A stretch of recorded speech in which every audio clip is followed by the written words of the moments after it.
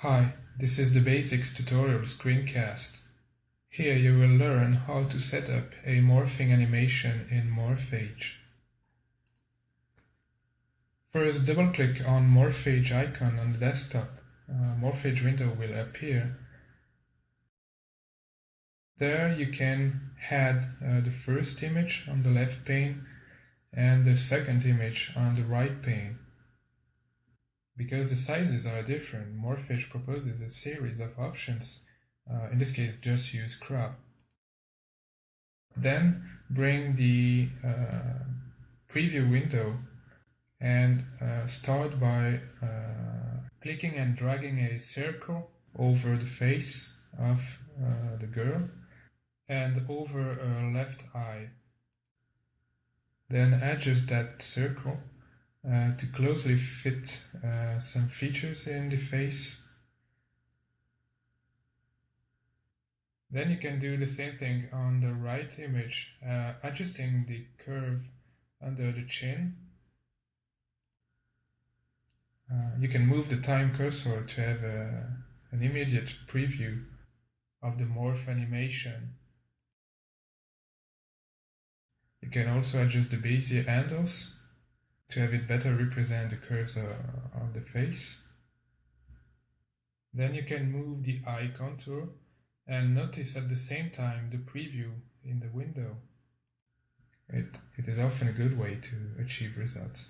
You can then move to the left eye of the girl, zoom it to have a better control of the curve position.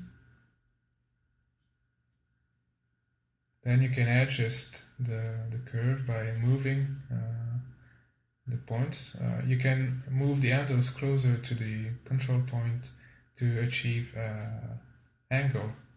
sharp angles in the curve.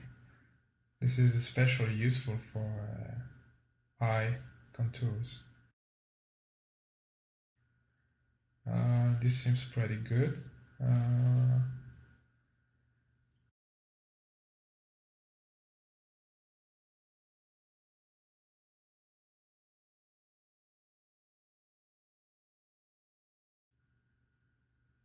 Again, use the handle and move the control points until you get a satisfactory result. Move the time cursor to see the result for the eye. You can zoom on the result as well. Well, this is not bad, but there is still some work to be done. Notice the iris is not okay. We want to give more information to Morph Age on how to achieve the morph transition. Well, we first get garbage because the curves are crossing, which they shouldn't. Move the curves on the right image to better reflect the correspondence in both images.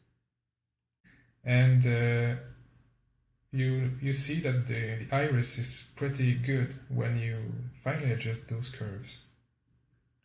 You can move the time cursor to have a time preview. It seems fine. Now we will do the eyelid.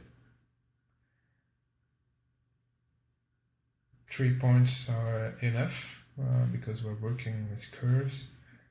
You can finally adjust the curve so that the eyelid contour is closely matched.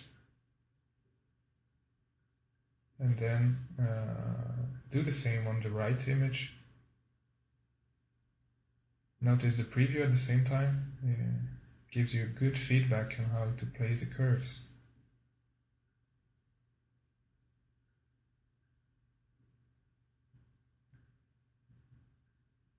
Well, this is okay.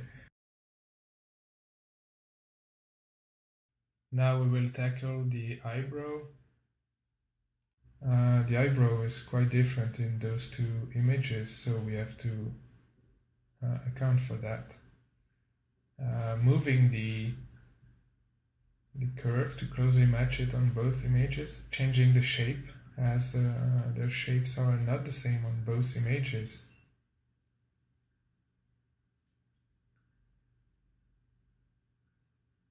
You could go into more details if the results are not good enough for you.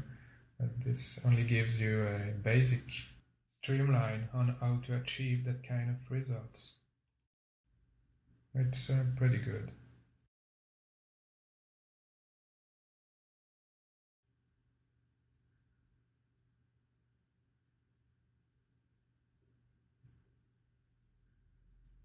Okay, this seems pretty good.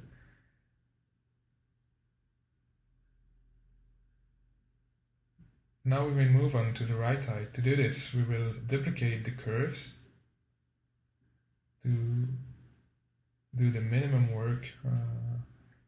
Then select those that were duplicated. You can use shift click to select additional curves. And if you hit Option at the same time as you move them, they will move on both images. We will adjust the curve on the left image and then on the right image. Again, we are moving the points to closely match the same features on both images.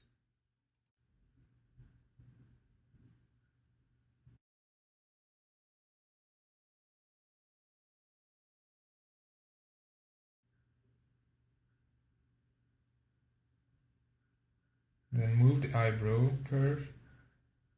Well, we don't see a lot of details under the hair, but well, you can guess more or less where it should be.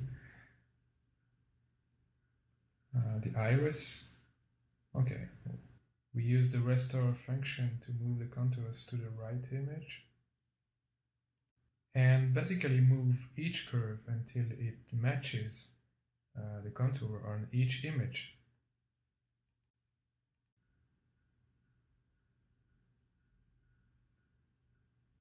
It is important to have a look at the preview window because it gives good feedback on how to place the curves.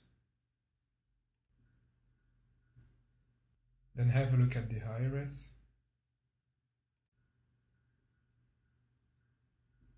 Yeah, looks pretty good. Then the eyelid.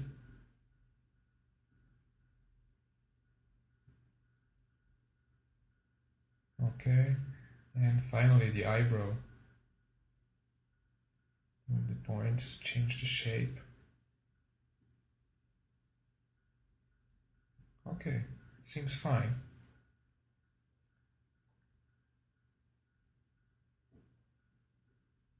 Notice as the hair just disappear.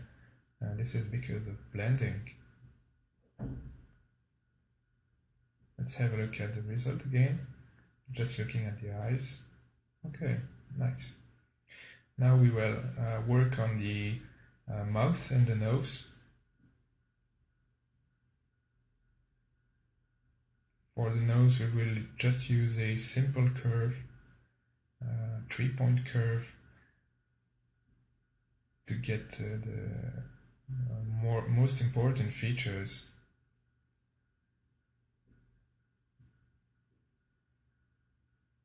That is not bad.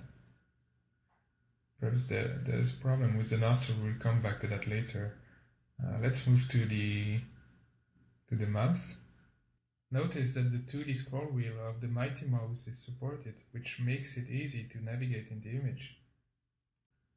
There we had a line for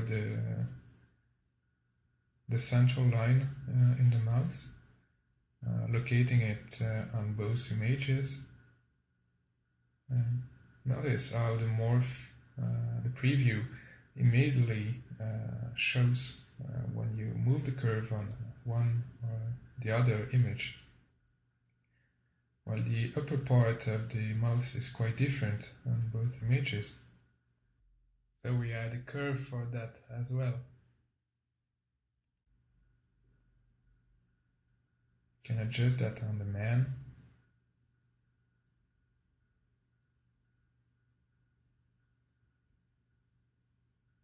You can hit Ctrl to make the curve disappear to better have a look at the underlying contours in the image.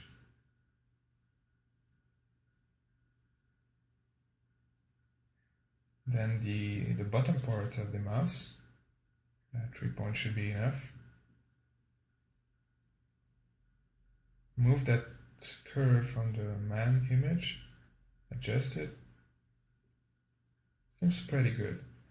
Now have a look at the preview. Well, seems fine.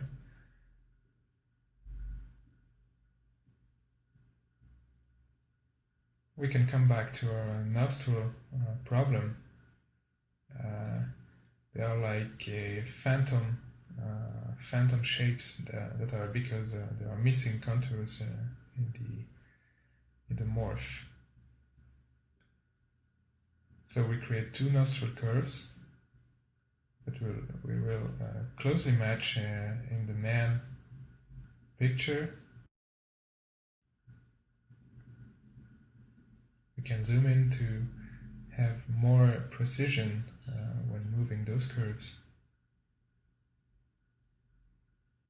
Notice the subpixel accuracy of Morph Age that makes it possible to accurately adjust the curves in a subpixel way. Look at the result. Well, it's quite good. The next thing you can do is render that picture as a still image that you can drag and drop into other applications or in the desktop. You can also render it as a QuickTime movie. We will just use the default settings at this point. When you're finished, you can click on render, choose the codec. There are many codecs available. Video is nice for first test. Set the quality to high and then hit OK. Then Morph Age rapidly renders that animation.